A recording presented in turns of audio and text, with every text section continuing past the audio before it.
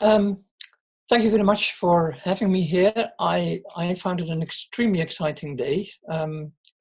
I couldn't imagine that I would be glued to a screen for a full day, but it happened. I want to argue that RRI can be mainstreamed by rethinking the relation between science and society, and then that would result in a new social contract between science and society. To pinpoint what I will be talking about, RRI can be practiced at 3 different levels: in research projects, in institutes, labs, industries. That has received a lot of attention within the STAR BIOS 2 project. And thirdly, in society. And I will focus on that 3rd level, and that will allow me to talk about the social contract between science and technology, between science and society. The current social contract, I think, still is what is describing the relation between science and society, draws on work of the scholar Alexander von Humboldt around 1900, and policymakers like Vannevar Bush, presidential advisor in the US, immediately after the Second World War. And basically that social contract says society invests in science, in pure science, and trusts that then science will give back to society by knowledge, innovations, and that will lead to addressing societal problems, societal challenges. That means that in that current social contract, there is a high trust in science, but there is no engagement with science from society.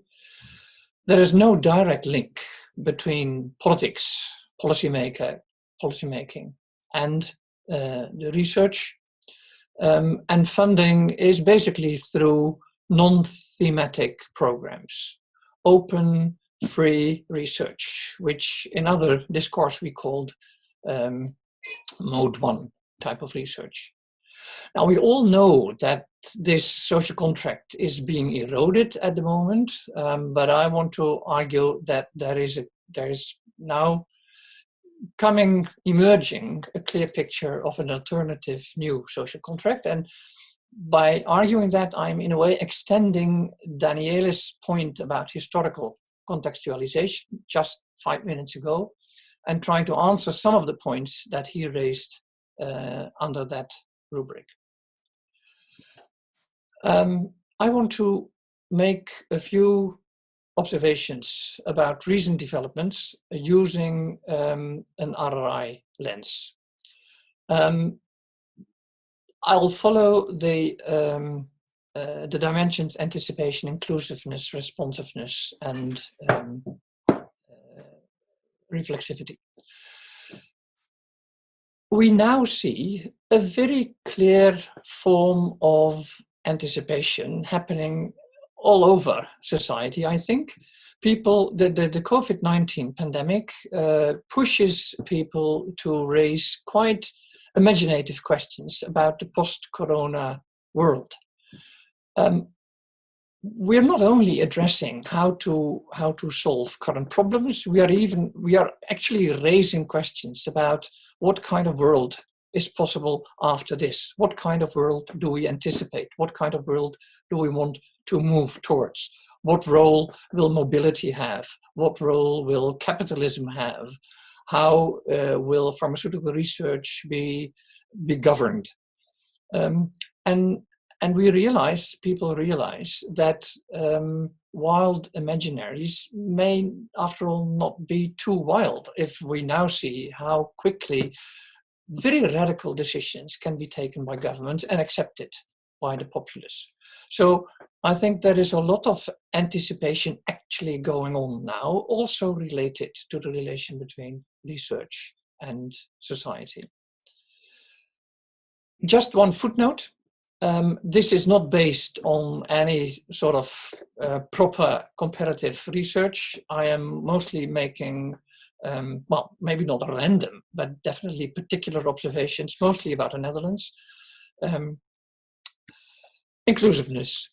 I want to give two very different examples. The first is about a Dutch, what I would like to call a Dutch experiment with democracy, the Dutch National Research Agenda. 100 million euros per year has been devoted to that by the government, and that National Research Agenda has asked Dutch citizens, that happened about 4 years ago, what they wanted research to study. They could ask any kind of question to science, to the research, and that in total, more than 11,000 questions were, through a very complicated process, were translated into a national research agenda. The government adopted that research agenda and decided to have 100 million euros per year to research that agenda. That is one way in which this research is inclusive, that citizens in the Netherlands actually formulated the agenda.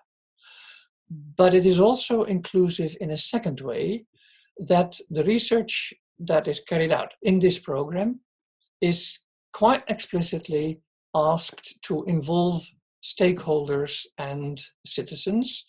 I am chairing the selection committee that assesses the proposals in this program, and the selection committee quite minutely checks whether there is a credible plan to involve stakeholders, citizens, patients, consumers, whatever is the relevant group, and whether it is more than paying lip service. So whether these groups actually play a role from the very beginning of formulating the research questions to the end of shaping the use of knowledge. So that is one concrete way of being inclusive currently in Dutch research. A very difficult example comes from the COVID-19 pandemic here in the Netherlands. We have seen over the past some 10 weeks, almost weekly technical briefings in Parliament, which were broadcasted live on national TV, where scientists first gave presentations, often something like 30, 45 minutes, and then received questions from members of Parliament. I consider this an example, maybe an experiment with being inclusive, because, to take the previous discussion in the chat, the scientists made a very real and I think quite successful effort to speak a language and to use examples that could be followed by a very large public beyond their own disciplinary colleagues. And members of Parliament were pushed, invited, tempted, seduced to really get into the details of the science and to try to understand the technicalities of the science without falling into, if I may say, a standard political fighting amongst each other. So it was inclusive in the sense that it was nationally broadcasted, a language was used that spoke to a very broad audience. And I think I can read some proof of my claim that this was inclusive if I follow the national newspaper discussions, national broadcasts, where actually the points of these technical briefings were taken up, and a fairly high level of scientific knowledgeability sort of seeped into the discourse in the Netherlands. Responsiveness. This morning already, Lyndon Farrell mentioned the important role that impact pathways will play in the Next Horizon program. In the National research agenda, we require researchers to have an impact pathway. And the importance of an impact pathway is that it requires, but it also allows researchers to be responsive to their early findings. I say allow because it means that the Research Council says, well, if your early findings suggest that you should slightly change the course of your research, we accept that. We will not say, that wasn't formulated in your original plan. No, responsiveness is important, and we accept that you do that. Actually, we require you to present an impact pathway in the proposal for research, and we will evaluate and we will assess the credibility of that impact pathway, and that will help to decide whether you will get or not get the funding. A second, again, very different example from the recent COVID-19 experiences in the Netherlands. Dutch schools were closed down in March, but the closing down happened while the government quite explicitly admitted that scientific advice was not pointing towards closure. Scientific advice said there's no point in closing the schools. We have no scientific evidence that there is much of a danger to both the children and the teaching staff. And actually, there may be more of a risk if people stay home, if children stay home, if education stops, etc. The government was responsive to an outcry in the populace where people almost demanded the closure of schools, but they did so while at the same moment quite explicitly stating that they did that because of popular demand, while there were no scientific arguments for it. I like that. I mean, I like them listening to the people, but I like it even more that they then don't hide between smoke screens and explicitly say, well, but science doesn't ask us to do this. Finally,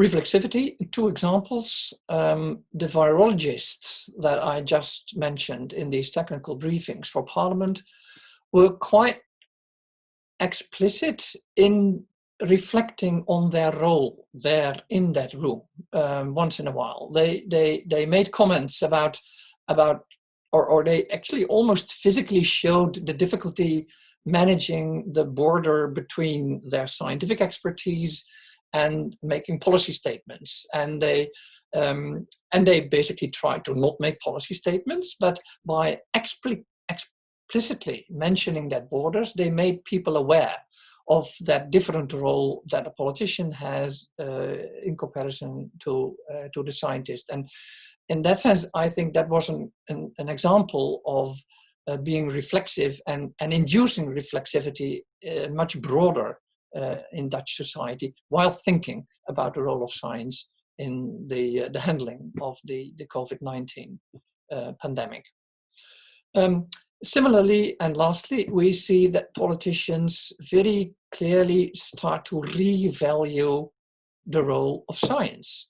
I'm not going to give you the details, but we've had a rather dreadful recent history of a year ago, where politicians could be cited saying that some scientific report is just another opinion.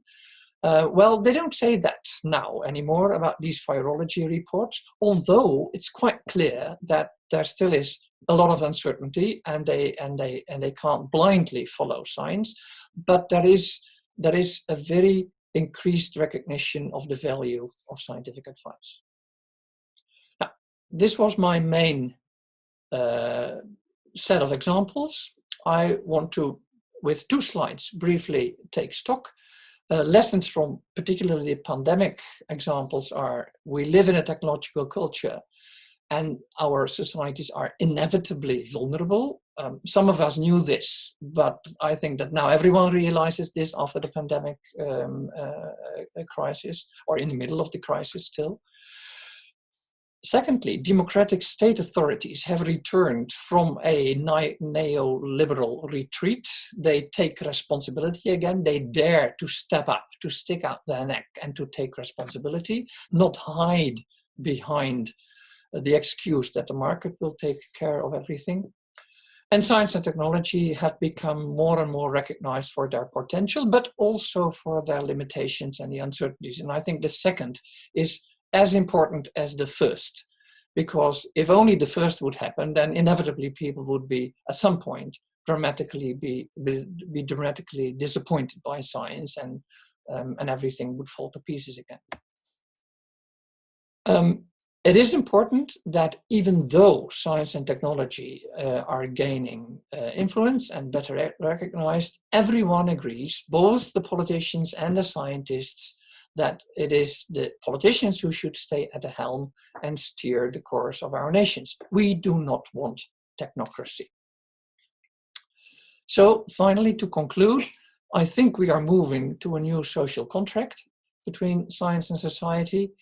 There is, again, increased trust in science, but it is not blind trust. There is a recognition of the inevitable uncertainties, and there is engagement and planning of the consequences of science, I mean, the insights of science. Citizens and stakeholders are involved directly in the setting of the research agenda, also in the execution of research. And that all can be summed up in a kind of an open science style of also quality control and research sharing, which we very much see at this moment during the pandemic